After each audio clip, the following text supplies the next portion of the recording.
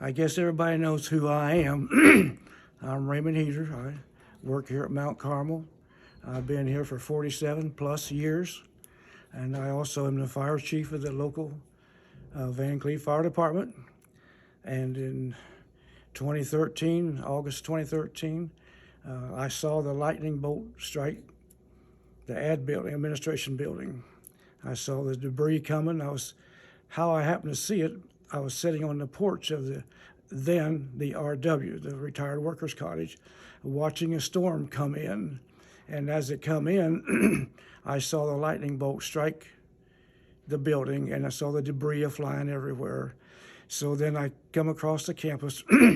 I was having heart trouble, and I didn't know it at that particular time. It's just an unusual burning that I felt in my chest. And in order to get that to go away, I just bend over for a few seconds and then I go on. But I ran up to the dormitory on the third floor and wanted to see the damage.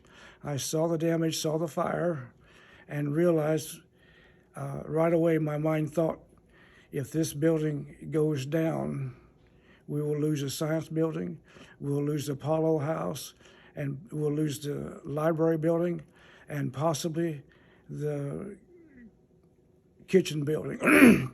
We'd lose a lot of that because we would not have enough water to take care of all the fire load that's in each of these buildings. So when I saw the destruction in that dormer upstairs, I ran back down, which I should not have ran, but I did. The Lord helped me, I'm sure He did. And I told Rachel about it. I says, I'm going to go to the station and get a truck. I says, if you can, get these cars out of the way in the parking lot. And I said, I'll ask Jackson to come and help us, because I said, I cannot do this alone as far as our department. So on my way to get the station to get a truck, I called them to come and help. And also, Rachel advised me while I was en route to ask for their aerial. So I asked for their aerial truck, and they brought a pumper truck, aerial truck, and also a crew of firefighters for each vehicle. And we had our tanker in, and I had a good crew here at that time, and they all come to help. So the Jackson Fire Department went upstairs. Well, I'll take that back. There was a firefighter that lived just a couple miles down the road here, and he was first to come. And when he came, I told him what to do. I says, you take his hose. I will not charge it till you get up there. It's easier to pull a dry hose than a wet hose. So, and he said, where do I go? I said, go in there to these steps. I says, when you come to the top of those steps, turn to your left, go all the way to the top of those steps, turn to your left again. I said, do that until there's no more steps. I says, that is where the fire load is. So he did, and then I just guessed about what time it took for him to do all that. Charged the line, and I'm watching the smoke come out of the dormer windows. And when I saw that it was continuing and continuing, I thought, if it goes on for another 2 minutes, we will have lost this building and chaos will start. And then I saw the smoke change. And when it changed, I realized that they had hit the seat of the fire and that there might be a chance. And I still didn't know for sure that we had it under control. When Jackson arrived, I told them what to do and where it was located. And they went upstairs and assisted my firefighter and so forth. Well, Rachel's a helicopter nurse, in case you didn't know. She is. I can't do anything without her permission. So what I mean by that is this. She knew I was struggling in my chest, and she told me with no certain terms that I cannot go upstairs. And I thought, I need to go check on them from time to time. You just do. That's built into you. When you're in charge, these men are your responsibility. And I just couldn't sit around and do nothing. Well, I watched the smoke and so forth, and it changed a couple different times, and I realized maybe they have it under control. So then I began to see people out on the roof. So I looked around, and she turned her back to the fire truck and was going towards the science building. And I grabbed my helmet and ran upstairs real quick and got out on the roof myself to assist them.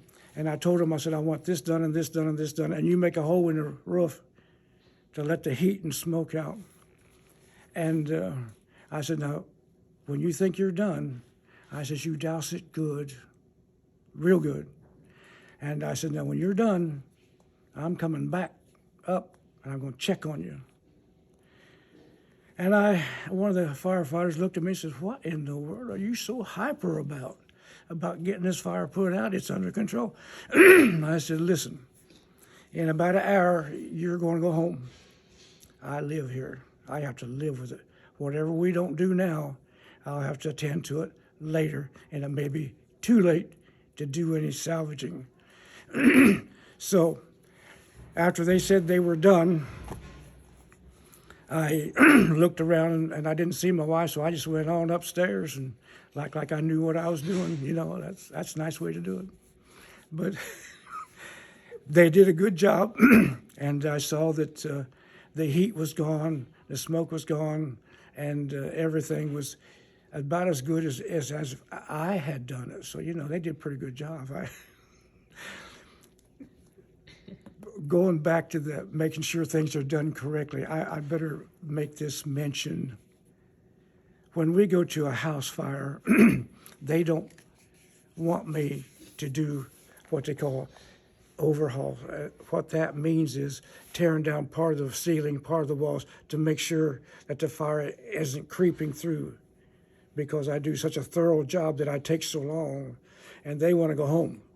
So they don't want me around when that time comes. They want to do it and go home. But a lot of times if they do it, we have to go back. And I did not want them to come back to this because I knew we couldn't save anything. So we went down and we started putting the hose back on the trucks and everything. And then they decided to every hour, I believe it was every hour, somebody had to walk through the building to make sure that we had maybe overlooked something. So every hour, all night long. And and David Munson said, now you're not taking your turn. We'll let these younger guys do it. I said, well, thank you. I said, why don't you want me? He says, you've done enough. I said, thank you. So we turned all the utilities off, the gas and the electric and so forth from the building, so that if something could not ignite from electricity. So, but that was the beginning of the saving of that building, of that night. So the building is still standing. I guess now we're trying to rejuvenate, trying to get the thing started back up again, and maybe someday put it back into some kind of use. And that's all I know to say about that building. Thank you, Mr. Eden. That was awesome.